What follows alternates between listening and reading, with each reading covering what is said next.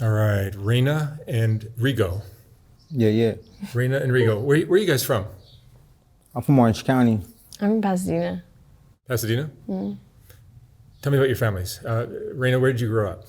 I grew up, What was your family like growing up? Sorry. I grew up like partially in the system, so like I wasn't really with my family too much, but they're cool people, you know. Like now that I'm more connected with them, they're cool people. Like they're very caring, you know. And I think because of like being separated throughout all those years, like now we're able to like see like how important it is to kind of like stay connected, you know. So you were with a foster family? Foster family, juvenile hall, group homes, mental hospitals. So a pretty rough childhood. Yeah. Why were your biological parents not in your life? My dad was in and out of jail, in and out of prisons, you know, and my mom, she was in and out of California, going like to Mexico and stuff, doing her little thing, you know. So. And you were the only kid she left behind, or? No. It was five of us. Five of. Yeah. And Rigo, tell me about your family growing up. My family growing up, I got a good family, you know.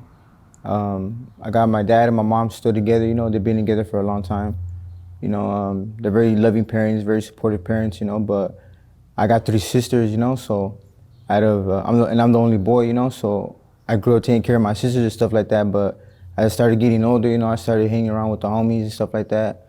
You know, didn't really want to hang around with my sisters, you know. So I decided to hang around with the wrong crowd, to be around the wrong crowd. So I ended up, you know, getting locked up, having to go to YA, having to go to prison. And now I'm out here in LA, you know, just trying to survive, trying to make it, you know. How much time have you spent in prison? I spent about like 10 years in prison. And I got locked up when I was 22, got out when I was 32. You know, so I haven't really been out there like that, you know. So I'm trying to change my lifestyle, trying to be different, but society, like, it's pretty messed up, you know. I try to be good, try to smile at people, but even though I smile and try to be a good person, you know, I still get like that negative feedback, you know. Is that because of the face tattoos? Yeah, the face tattoos, you know, and it's crazy because like deep down inside, like I'm a very like good person, you know. Like I just made a lot of bad mistakes and a lot of bad choices, you know.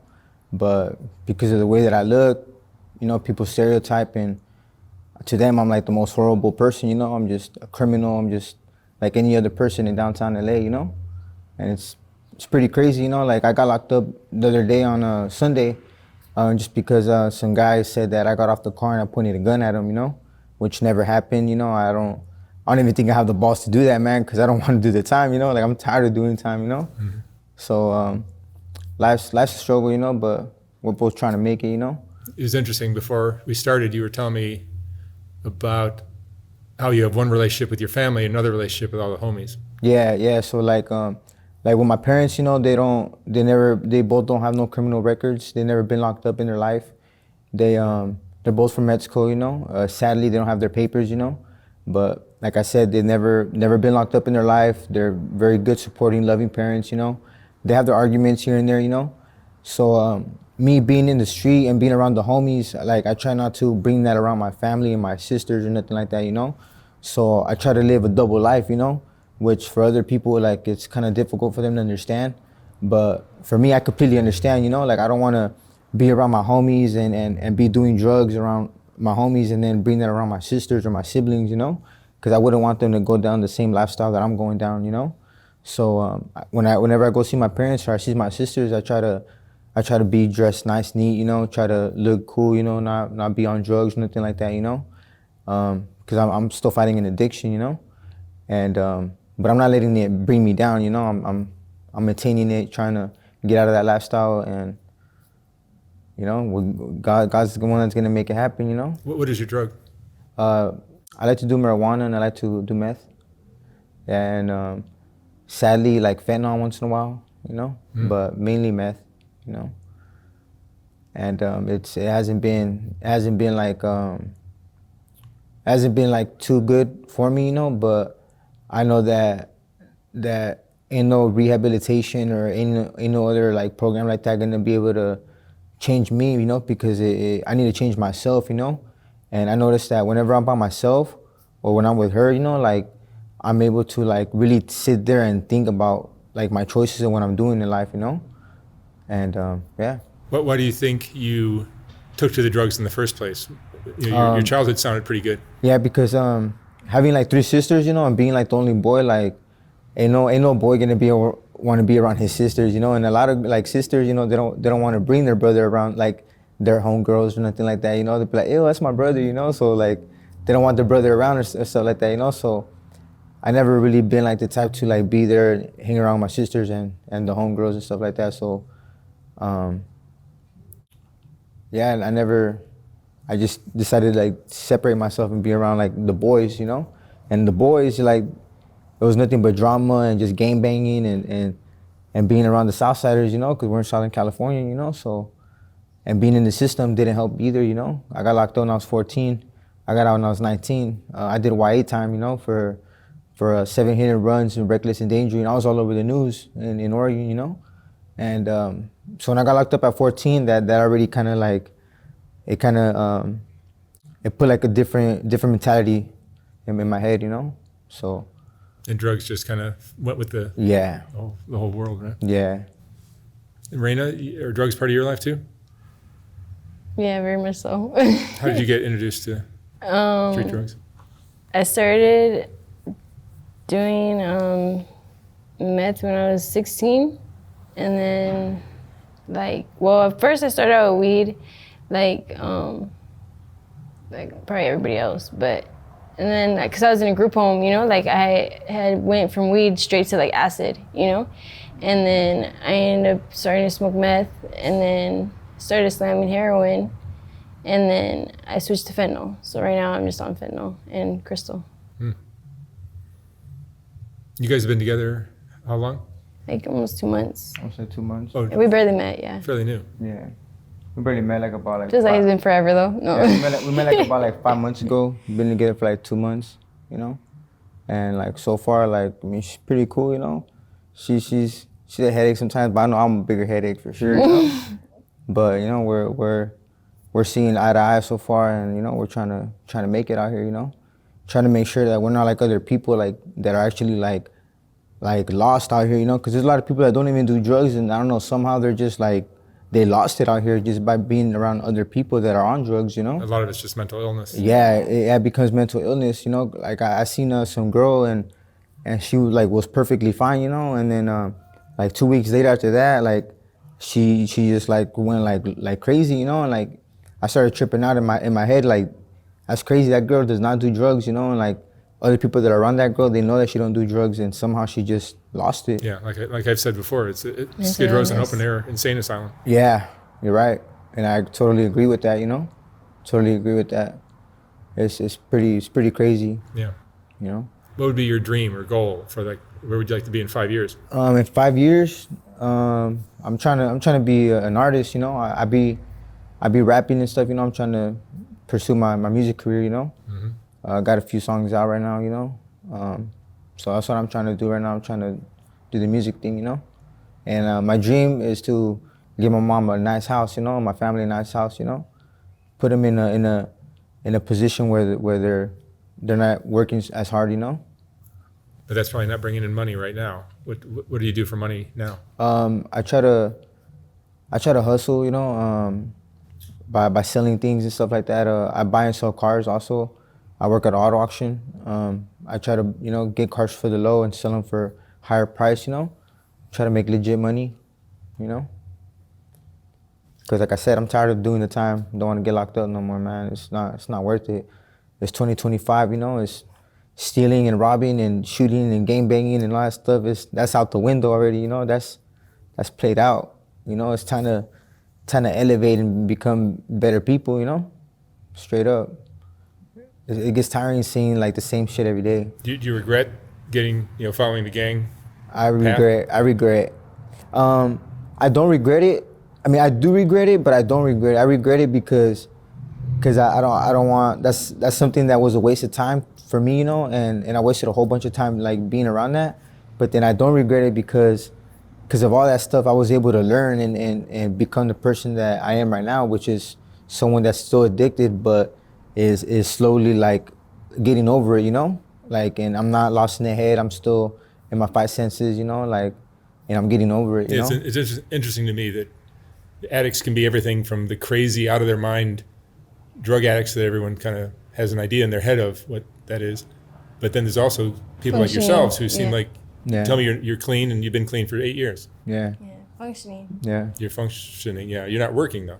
No, well, I mean, I work sometimes. It's just not a steady job. It's like I clean some lady's house, you know? So like she'll call me like every other day to go clean it, you know? Mm-hmm. So it's like a little side job. That's pretty functional. Yeah, yeah, it's cool.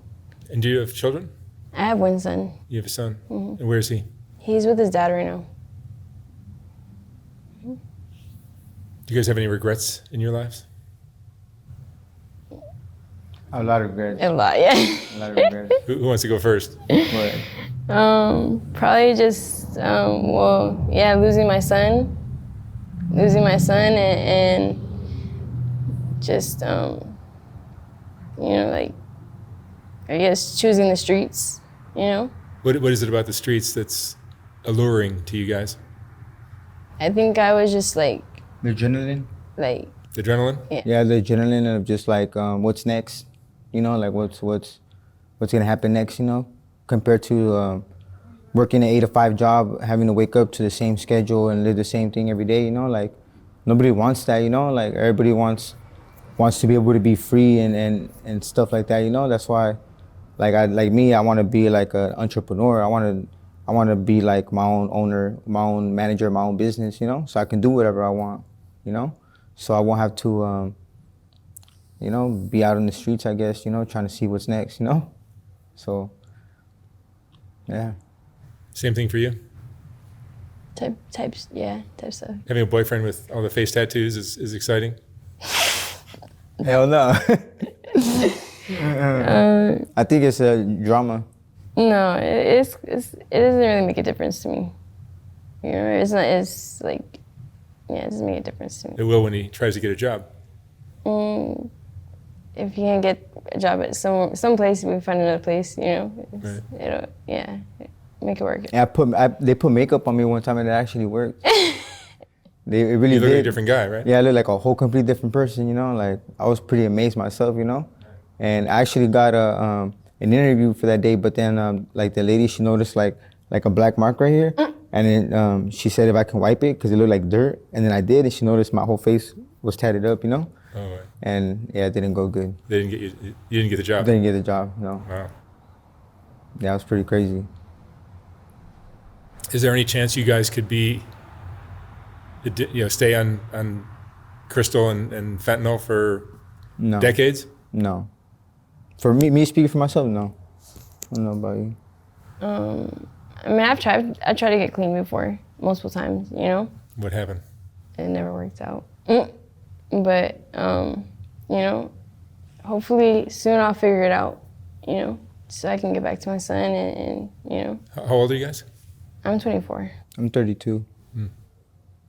Yeah, but like for me, like I'm like at the last string already, you know, like I'm getting like so over it, you know, like the fentanyl, like I don't even do it like that, you know, like she knows it too, like I don't even get addicted to it like that, you know, and like the meth, like it's like nothing to me. I don't even feel it no more. I'm not like, oh yeah, I need to smoke or nothing like that, because like I said, you know, like I'm getting over it, you know, but like I feel like my main thing that made me want to stop is my mom, you know, because I noticed my mom, like she works hard, you know, and that woman, like she does everything for me, you know, like sadly, you know, like a lot of people don't have their moms around, you know. I know like she don't have her mom around and stuff like that, and it's sad, you know, and like me that I do have my mom around, you know, I'm trying to take advantage of that, and I'm trying to give my mom like the best of her life, you know, since she's still around, you know. Because I mean, who wouldn't want to do that for their mom, you know? I'm pretty sure every mom wants the best for their kid, you know. But I mean, there's also like the parents that are crazy, that have kids, you know, that don't give a fuck about their kids, you know, and that's sad, you know.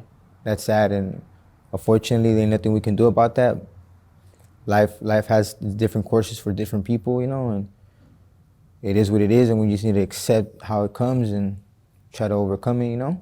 Make the best of it. Make the best of it. Yeah. But being sad and depressed and ain't gonna solve nothing. you know. So Have you guys OD'd on fentanyl before? I haven't. She has. Yeah, A lot of times. a lot of times. A lot of times. Maybe like 20, yeah, like around 20 times. You're playing around with a drug that's that dangerous. Yeah. Well, I mean, at first I was ODing so much because I was slamming heroin, and that's when Fetty started first coming around. Oh, right. So I was picking up heroin that I didn't know had it in it, you know? So I would just be waking up and my homies, I'll be wet, or like, you know, like my homies would be fucking like all panicked out, you know? And thankfully I've never had anybody like not care about me and just leave me in the streets, you know? Thankfully I've you know, like been with good people when it happened. But like, you know, I've lost a lot of people to it too, you know? So, yeah. Let me ask you one last question, you guys. What would you say is the most important lesson you've learned in your lives? Never give up. I feel like that's my biggest lesson. Never give up. Because if you give up, like it's just sad, you know, to just quit and give up, you know, like as a person, as for me, as a man, you know, like just giving up has never been an option, you know, and I just can't give up. I gotta keep motivating myself and motivate others and just smile and be happy even though life sucks, you know, like I can't give up, man, you know, I can't. How about you, Raina? Probably just appreciate, you know, be grateful, you know, the little things, you know, because it could be gone like that, you know, so. Shoot, man, my parents got deported and we all went to Mexico, and then when they got deported and we all went to Mexico, my mom, my dad were crossing the border, and the coyote, which is the person that takes them across the border, left them, and my dad had to get naked and give my mom all his clothes so my mom wouldn't freeze to death, and they never gave up on me and my sister, so I can't give up, and I won't, you know? I won't even give up on her, you know? Straight up, whether we're together or not, like, as a person, she's still genuine, she's still cool, and I won't give up on anybody that I feel like is genuine and wants to do good and is good, you know? So, yeah. That's great. All right, Reina and Rigo, thank you so much for sharing your stories. I wish you Thank lots you. of luck out here. Thank you. Thank you.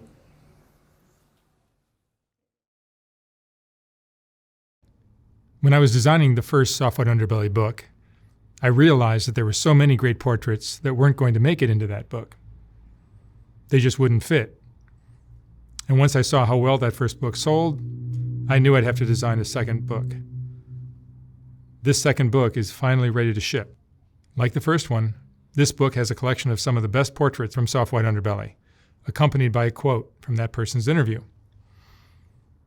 This book features another group of Rebecca portraits, as well as a collection of color images of the Whitaker family, and plenty of others. You can order yours for $125 or $150 for a signed copy at softwhiteunderbelly.org. Again, like the first book, once this book is sold out, I will not be printing more of them. The portraits are what Soft White Underbelly is all about, and these two books contain the best of all that work. Thank you for watching.